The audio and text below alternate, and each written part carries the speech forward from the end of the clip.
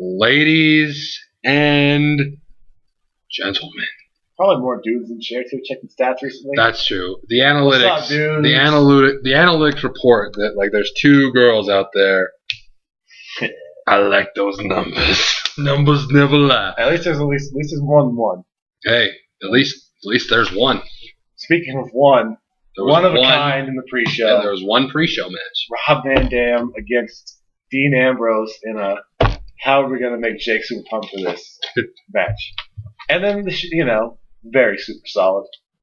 Mid-card looks great. Night of Champions match is going to be fantastic. Oh, yeah, they got 2 Night of Champions matches there. And then the Shield comes down, and then when Mark Henry and the Big Show come out, only qualm would be Mark Henry's theme song did not get ample time.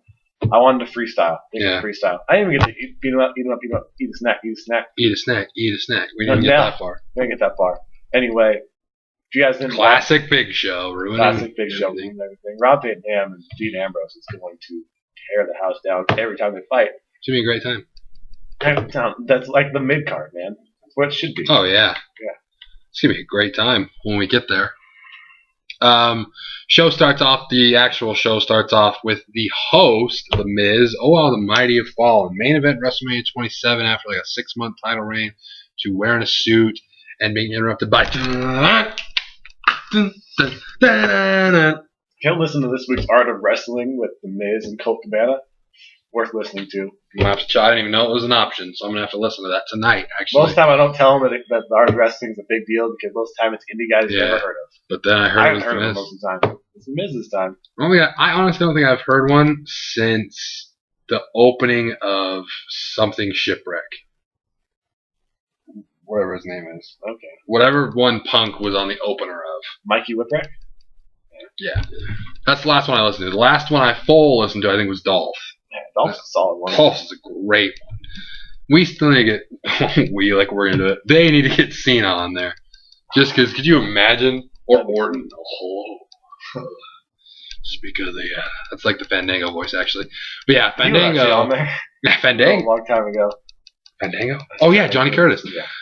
Fandango, he's being the man. He just comes out and interrupts Miz, which ended up being a recurring theme, which was freaking tight. Yeah. But we get to the first match, which was the Ring of Fire match. Not Inferno. We ain't need no third-degree burns. I fell into a burning ring of fire. Keep going. We grabbed a blanket and we put it down, and the flames out. And it burned. And Bray Wyatt won it. He did. And Bray Wyatt won. He did. But, so they're in this match. At first, the flames were flames were just, barely doing anything. And I'm like, well, that's going to be annoying because they're just little. But then every time, explosion. Fire for days. I was still pissed. Kane didn't come out second because then Kane could have got in the ring and did his thing. The turnbuckles light up, and then the ring lights up. Crazy. Might have been tight. Little He's things. Fired.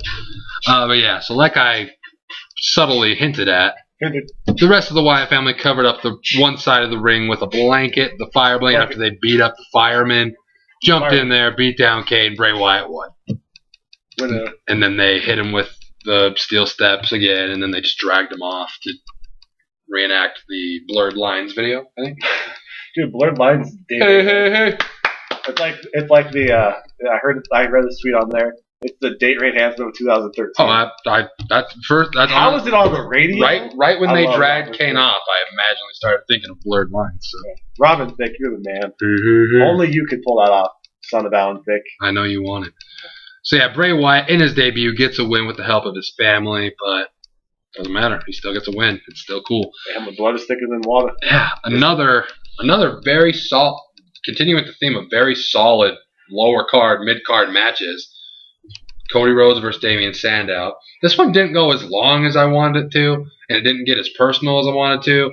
But at the same time, it's, you can't expect main event time slot from, even though the storyline was really good, you got to remember where it's slotted. It's tough to skydive from a 5-story building. Yeah, exactly. And that's the highest they could go is 5-story building today. Yeah, because you got to plant the seeds. I felt like the feud was worthy of a lot longer time, but then you got to look at the slot. Can't rule out 15, 17-minute match, the second match of the show. Which doesn't not how the world works. Yeah, and this sets it up so you can go up to. It's like when you go to the pool and the different diving boards. Yeah. So went now they could have went from the top diving board. So the first one, yeah, they had the nice story behind it, payback. Yeah. And now they could be like, hey, I beat you. How about you put that on the line? And then they could have that at Night of Champions because it's a contract for a title. It makes sense. That's the high dive. Yeah, exactly. They'll get there. Yeah. Cody Rhodes wins, which makes sense if they're going for the. Which I should have known. I picked Sandow, but then I was like, oh, that wouldn't make any sense because then it would just kind of move on. But if Cody wins, then they can propel it upwards and be for it. So I just wasn't paying attention. Yep. Cody going over at the end of this. I know he walked out with the briefcase. Has to. Oh, yeah. Yeah, so Cody gets the win. Solid match. Then we get Christian Del Rio. Surprise of the night. It's very solid. Because this was the match. Even though I like Christian, he's not high on the list. I don't hate him by any means. Del Rio. Can't say the same. But this was kind of the match where I was like, okay, it'll probably be okay, and I'll just not care. They made me care halfway through. All of a sudden I was like, yeah, this is awesome chance. I'm engaged. I was confused. One more match does not become one more feud, which is, I hope, the end thing is where Christian gets the championship at some point and then says, when I lose this belt, I will retire. And then every match you watch from there out, we will just stare at and go, is this the last one for Christian? Which makes sense. That'd be a way to get people interested in Christian other than just, he's the world champion and the world championship doesn't matter. Because then it's like, that match matters. It's like, is this his last one? Yeah. You're going to be paying attention every time. And then when he loses, the guy is going to it's going to be very solid loss. Oh, yeah. Once you put the is this the last of anything on a label? If Zack Ryder said, next time I lose, I quit, you'd be like, oh my gosh. You'd feel like you were going to watch Zack Ryder's match. I still want to know. It was like when Hostess we thought wasn't going to exist ever again, and Twinkie's price went like crazy. Supply and demand. Yeah. When you think the Christians matches are on low supply, demand for them goes up. Oh, absolutely. And that's what we need to go for. Absolutely. WWE teaches us economics. Yeah, the ending of this match came. Christian hits the spear, and it looks like he might be able to take advantage, but his injured shoulder, he just holds his shoulder. Del Rio squids it, turns it into the cross arm breaker. Christian tries to put up a fight, can't get out of it, ends up tapping out. Del Rio retains. They interview him in the middle of the ring, and he's like, Mexico, I respect the Latinos, and I am your hero. And we both looked at each other like, this is where Rey Mysterio comes out. He didn't. I thought... maybe they build up for that at a later date. I thought that's where they were going. I was wrong. But so he just, the whole celebration in the ring, and then he just leaves. Nothing too crazy. Then we get the Total Divas match of the night. We got Natalya with the Funkadactyls against Brie with Nikki and my lady. My lady wants to go, but she can't dance with Fandango. Gosh, I'm in love with her, so I'm gonna watch Total Divas after this. Eva, yeah. So we got Natalya versus Brie. You immediately knew there was no hope for Brie Bella. Why? Because Nikki Bella, being Nikki Bella, decides she wanted to put her hair with a little bow in it. You can't do twin magic when a girl has a bow in her hair and they don't look the same. Ladies and gentlemen, that right there is the telltale sign Bellas weren't going to win. Brie wasn't going to win clean. Their finisher's twin magic. It really is. That's great. Natalya ends up getting the win, obviously, for every reason he just said and more. Natalya, sick. It was a sick Divas match. Yeah, it was. It really was. Nothing sucked on this. There was absolutely nothing that sucked. No match that I go, oh, that was stupid. No. Yeah. Which is surprising. Yeah.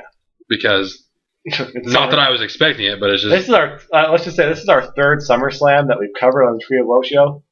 Only second actually, because we. Oh no, we did. It was just the worst video of all time, so I like to forget about it. Our first video of all time. Yeah. It's actually broken up into 2 videos. Yeah, we didn't quite know the 15-minute rule. Yeah. Ladies and gentlemen, Trio. But you got to give us credit. What other rookies are coming in saying, "Hey, we're gonna drop 28-minute video, our first debut. People are gonna love it. Only us." And you guys loved it. Thank you really guys. did. Thank you very much for helping. If you guys would have not liked us, we would have stopped before 2 years. Absolutely. It's been 2 years, man. Absolutely. It's been 2 years of us saying how much we love Twin Magic. And yet, never gets old. Yet we don't have T-shirts sent to us by the Bellas. So I feel like Bree would send it to us if we asked nice enough. we'll have to get her email. But if we're going to talk to Bree, I just want to hang out with my boy D. Brian for 5 minutes. That's true. Talk about fishing. He probably loves it. Yeah. And, nothing says... There's nothing you can really follow up an untwin Magic match with than CM Punk versus Brock Lesnar, because you had to save the show, because at what point do you go, well, if I can't have Twin Magic, what can I have? Oh, these guys. You give me a feud built on for a full year almost, however long Heyman took over, built. And then you get to see, arguably, the two biggest guys in the company on this card. Big dudes. Big dudes. Just hammer time. And it was fantastic. It really was. The freaking... Oh my god. You could just feel it. Brock's music Big hit. fight vibe. Brock's music hit. Crazy. Punk's music hit. Crazy. The bell rings. No. None of this. Punk from the jump. Just... Yeah, like, if you were, like, for, I don't even know how to describe how I feel about this, other than this was them saying, we understand how to throw together a good match. Uh-huh. We understand that we're not the main event, and we're not going to do anything that's going to overshadow what goes on at the end, because we're going to have an entirely different match. They had a slugfest. Oh, man. They had a submission fest, and they had Brock Lesnar versus CM Punk. How you do Brock Lesnar versus CM Punk? It was nuts. It was just, they did a good job of doing the big guy versus the little guy without making the little guy look like he had no shot. Yeah. Of course, when Brock got a hold of him, he could toss him around. But what do? Boom, right back up. Yeah. Run right back at him. Got knocked down again. Yeah. But, he didn't stay down for too long, and they just kept doing that. So it wasn't like the CM Punk crawl, like, I'm too small, I can't figure this out. It was just, boom, right back up. Okay, let's go again. Boom, and they just keep going at it. Then they got, this was no DQ, by the way. They flipped it into no DQ on the pre-show. Yeah. We didn't mention that, but you guys probably know that by now, but just saying. So then they did a couple stuff a few things outside the ring, like the freaking, he just belly suplex, tossed him over the Spanish announce table. Hard. When they put out the little cover of the table and Brock Lesnar broke it in half over CM Punk's torso. Oh. Hey guys, like, a lot of times we'll say we can't really give this review, give the match justice by talking about it. But we can't give this any justice at all. Seriously. Like, for 6 or 7 times we said something was the match of the year. Oh yeah. And this blew Punk Undertaker out of the water. Oh, it really did. I can't think of a match. Money in the Bank 2011? Well, I'm just saying I can't think of a match where I did like that over so many spots. Like, how many more stuff can, like, not even false finish, just like, ow, that really had to hurt. Yeah. I don't think I've ever done that many times in a match since like my childhood. Yeah. When, they could do whatever, but that's a totally different time. This is just like, and it wasn't even like, oh, he has to hit him with this. It was just wrestling moves half the time. You just throw him across the ring, and you're like, CM Punk's a grown dude. He's throwing him, and then CM Punk would come at him with knees, and he's just knees and elbows, and knees and elbows.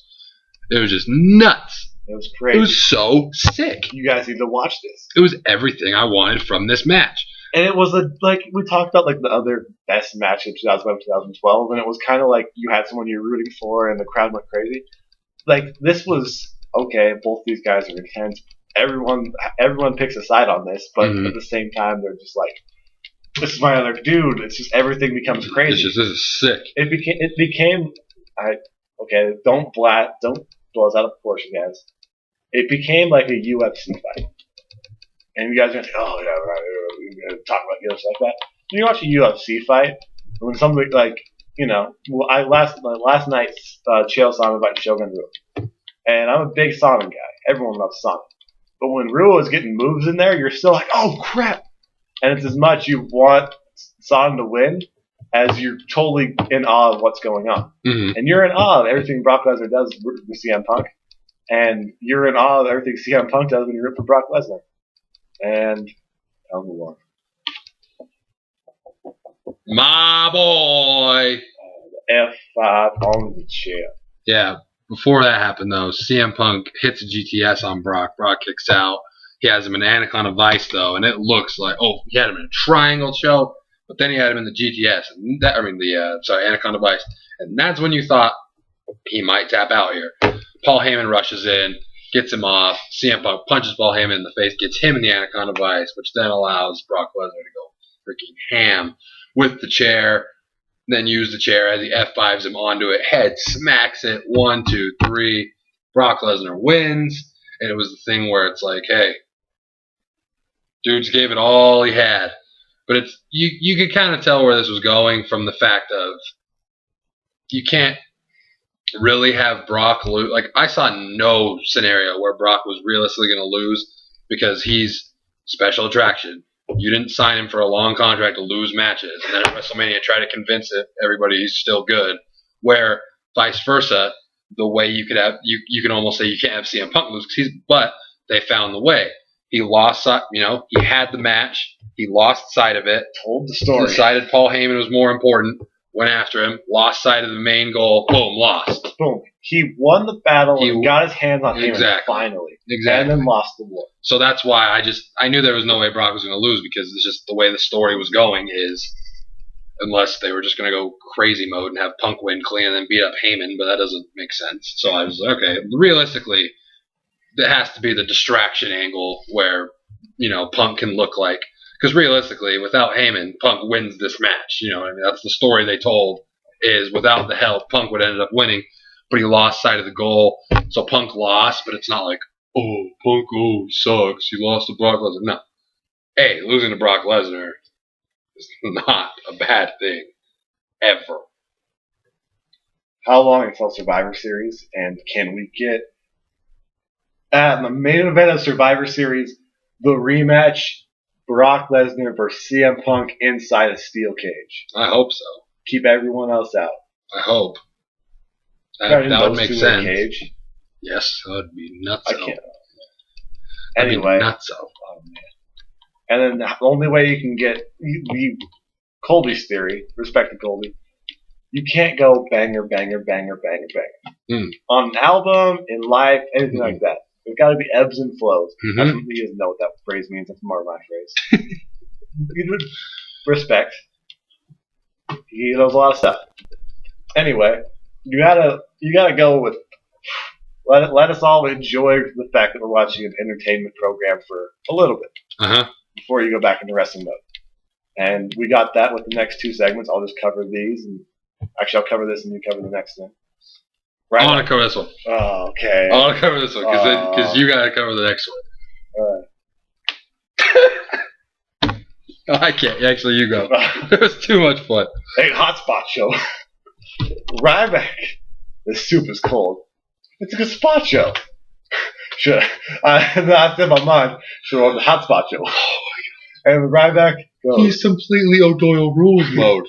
He's even wearing the cutoff jacket, man. Yeah, and the jeans. And then he puts the gazpacho down the dude's shirt and then pours it over his head and goes, Ryback rules. Be lucky it wasn't hotspotcho. He said, feed me moron. What does that even mean? Guy was a caterer. Gosh, Ryback has gone from monster heel to monster face to chicken shit heel to the best heel comedic relief face. But I don't understand the Ryback. Oh, jeez. Speaking of things I don't understand, Dolph versus Big E / AJ versus Caitlyn combined into one match, and this match was Hotspotcho. Oh my gosh.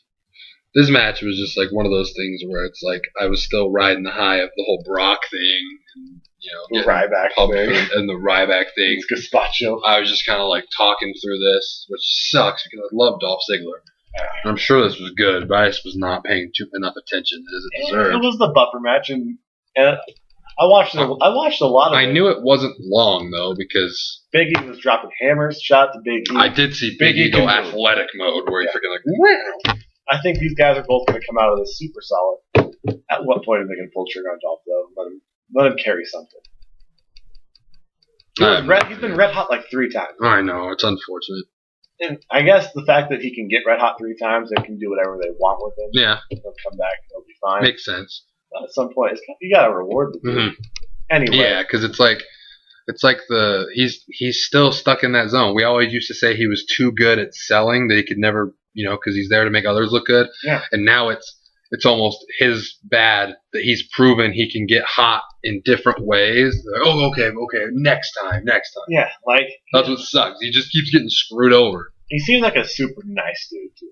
Yeah. Like you listen to his interviews where he's not being Dolph Ziggler and he's more being the guy who plays Dolph Ziggler. Yeah. And he seems like a super nice, genuine dude. Yeah. Which probably gets taken advantage of because he loves the business. Mm-hmm. This business. But at the end of the day, as long as we get to see more Ziggler versus Big E and more AJ versus Caitlyn, we're not going to complain as a Trio Woe show. Especially when you throw it out there as somewhat of a buffer match for the main event, which, looking back, had to be. Yeah, absolutely. Absolutely. Just because of what John Cena did tonight. What he did tonight. He found a way to not be hated and still be hated at the same time. Not have it be about him, have it be about him at the same time. While making Daniel Bryan look like the man we believe he could be. Oh my gosh. If there wasn't the Punk Brock match this year, this is my match of the year. But it wasn't even the match of the card. But at the same time, it was so invested. And they had so many classic moments and stuff made sense. And Daniel Bryan was doing stuff I have never seen. And there's going to be people out there who be like, oh, yeah, the top rope superplex where he hangs there by the second rope. Yeah, Kenta Kobashi did that back in 2004. Did he? No. Probably. Maybe. Someone probably did it at some point. Or maybe he fully innovated it. I have no idea. But either way, I had never seen it before, and it was awesome. Yeah. There was a lot of awesome There was a lot of innovative things going on here. There really were. And it always seems that way when but it seems like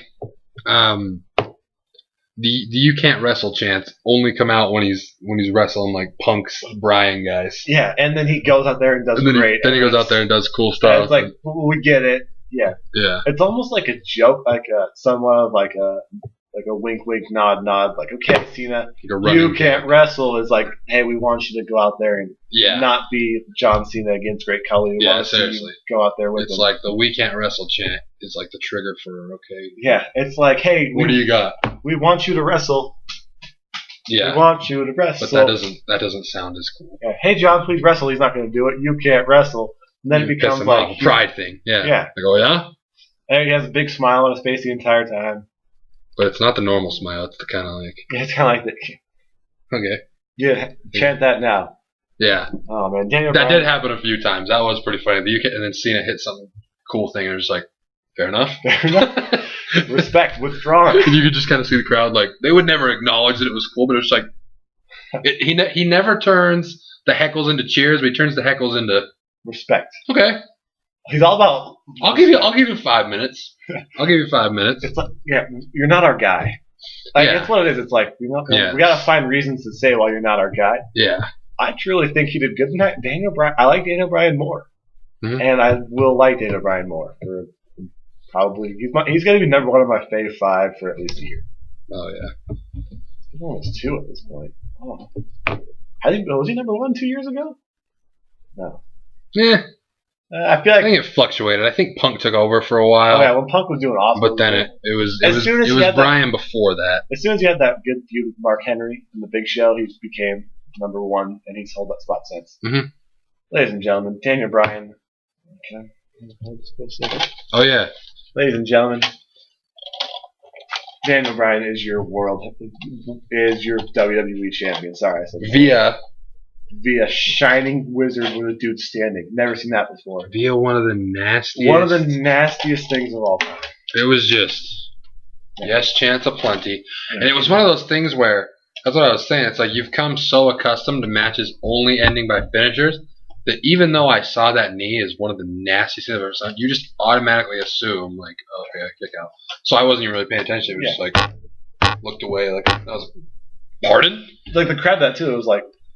Oh my. It's just one of those things. Yeah, It's not like your mind didn't believe that could have ended the match. It's just that you've never seen it before. Pavlovian response. You're just every single time you see a finisher end it, that's what they do it for. Oh, absolutely. And that's when you see it end differently. I mean, this could be a Zoom finisher. But it talked about he needed a finisher that made people pin and not tap. This is it. Sign me up for this one. Sign me up. Oh my gosh, I don't know. If he does this to end everything, man, I'm cool with it. And then he stands in the ring, triumphant with Triple H. And everything's right in the world. Confetti. Streamers. They probably went down to Reseda and grabbed some streamers. You could tell the fireworks. The funny thing is the fireworks hit. Daniel Bryan almost looked like someone was coming out. Like, Jericho? Like, he looks for a second. Like, oh, those are for me. Those are for me. That's my dude. I was so happy. I'm still so happy. And then the music hits. And you know what? At this time, I knew. Much as I didn't want to believe. Deep in your heart, I think you knew. And deep in my heart wasn't. I mean, we here at the Trio Low show. He is one of the biggest Randy Orton fans in the world. You guys know this. And because of that, I gotta respect Orton. He's won me over. You don't watch a guy who respects everything Randy Orton does and not respect it as well. And if there's anyone, I mean, at least I can finally hop back on the YouTube wrestling community and watch you guys all freak out. Because it'll be fun. It'll be great. You guys are all going to be like, this is a bad idea. Of course they think it's a bad idea. He's a heel. A heel winning's supposed to be a bad idea. Mm-hmm. If everyone agreed with it, it wouldn't exactly everyone be the controversy, and there wouldn't be a great moment behind it. Everyone agreed with Daniel Bryan winning it. How do you set up a heel turn? You ruin something that made everyone happy. People were going hog wild. This was the time. Streamers, feel good moment. Okay, tonight WWE answered the age-old question we've been asking for 2 years now of how do you turn Randy Orton heel? And they found a way. They Triple H pedigrees, and then not only they come out. Before that though, just because it kind of needs setup. Orton comes out, kind of looks, realizes Daniel Bryan's not injured at all. Daniel Bryan just dropped the belt like, you want it? Yeah, Daniel, he knows he was going to get a fight from Daniel Bryan. And Orton, he said you could tell in his head. You go back to the original promo. I'm not going to make the same mistake John made. Yeah. Turns around, the crowd, boo, we all boo. And then, that was the Cena though. Oh yeah, you're right. Cena gave him respect. Also, one spot I want to throw out, I didn't say that was awesome, was the slap in the face before the match. I mean, they did the slap in the face thing.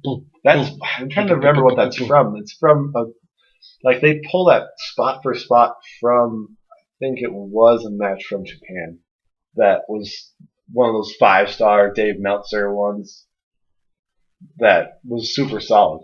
Mm-hmm. I think it was Inoki versus Kobashi. Makes sense. Yeah. I'm a bigger fan of Kobayashi versus Chestnut myself. I watch that every year. But until he got banned. Yeah. But anyways. Ooh, yeah. So the whole point was Orton comes out and they sell the fact of, and this is again makes Daniel Bryan look like a stud, while making Randy Orton not look weak. Oh yeah, but this you don't like him for doing. Yeah, it was the thing where it totally flipped the script of the whole build-up. I was like, they're making it way too obvious that they're going to cash in. And the fact that they made it so obvious he was going to cash in made you believe, they made it so obvious so that he could come out, plant the seeds, and set it up, because not cashing in is more of a surprise here than doing it. Oh, yeah. So then you're like, you believe for a minute, okay, he's not going to cash in. He's healthy. It's just planting the seeds. Like, okay, I see you. Just remember I'm here. But then, I said, Triple H, if you spin him around and pedigree him, I'll never say anything bad about you again. And he did that. And he did. He pedigrees him. Orton immediately turns around, gets back in the ring, and just kind of sits there. Gives him the briefcase. Triple H says, bring the damn bell. Bring it. And right when that bell rang, I was like, this is happening. Randy Orton rolls him over. 1, 2, 3. Sat like this. The boys are back. Randy Orton and Triple H are back together. I guess we'll find out. Should I? All right, I'm gonna give my piece real Mhm. quick for about a minute, Okay. probably, and then you could take us home Okay. with as much Orton-centric stuff as you want. Okay. As a Daniel Bryan fan, I have the shirt on. I've been. You guys can watch videos. I've been a fan of this for years. Wow, feels weird to say that for multiple years now. Picked him to win money in the Bank 2011. That's weird. That is That weird. has been a That long was time. over 2 years ago. That was like my. He's old my house. dude. I respect. If there's any way to make this dude even bigger than him winning tonight, was this. And if there's any way to get people to turn on the television on Monday and here forward, it's this. They're gonna make this feud right here the biggest feud of 2013, and probably as big. I don't want to say as big as Rock Cena, except like superstar status. That's like 2 generations. Yeah, in terms of pure wrestling feuds, this is the pantheon. These are 2 guys. I mean, this is going to be 2 guys who can go out there and every single thing they're going to do so far where they've been in the same moment together has been awesome. Mm-hmm. So might as well make this awesome too. And we're going to see some Daniel Bryan versus Randy Orton title matches where we probably will sit there and mutual respect will kick in and we'll probably won't freak out as much as you guys would think. Probably people out there are like, oh man, the Trio of Woe show is going to be probably not talk to each other because Randy Orton took it, but you gotta respect Randy Orton. And He waited. Alright, you gotta take us home. I almost feel like this is like the wrestling-based thing that CM Punk Daniel Bryan would have been if they waited, only because at that time it was like Punk, Bryan. You didn't expect Daniel Bryan to win. No, not at all. Now it's like Daniel Bryan is up there, Orton has been up there, and is now back up there, so I just think it's a bigger deal at this point in time. Talk about how pumped you were at one. Oh, ladies and gentlemen, it's been a long 2-year wait. It has been a long time since the gold has been there. And it's even been longer because the last time the gold was there, it was the world title, which no disrespect to the world title, but it's the world title and it's on SmackDown. And no one watches SmackDown. But now we are back in the driver's seat. Remember when SmackDown was super good a year ago? Who was the driving force behind that? Randy Orton and Mark Henry. And Christian. Daniel Bryan in the mid-card. Oh yeah, Daniel Bryan in the mid-card. And here we are, back. Oh, right when Triple H hit that thing. He hit that thing. Pedigree, boom. I immediately stood up and I said, this is it. But I will say that I honestly thought Daniel Bryan was going to kick out. But then I remember it was a pedigree. And that doesn't happen. So, not only, this is one of those things where they said, Justin, we know you went to WrestleMania. We know that we shit in your cereal. And we said, you know what? The Rock's going to lose. You know what? Brock Lesnar is going to lose. And I said, fair enough. And I waited, and I knew at some point the wrestling gods were going to give it back. And they did. I got a Brock W. I got a John Cena losing clean. And I got a Randy Orton as the WWE champion. Every single thing we could have saw coming, and that makes it even better when it happens, because you can see it coming because it makes sense with that. I feel like you guys need to go back and watch I Am Randy Orton's #1 fan video now, because this is the moment I've been waiting for. It is here. This is the place. And you know what's even better? Raw.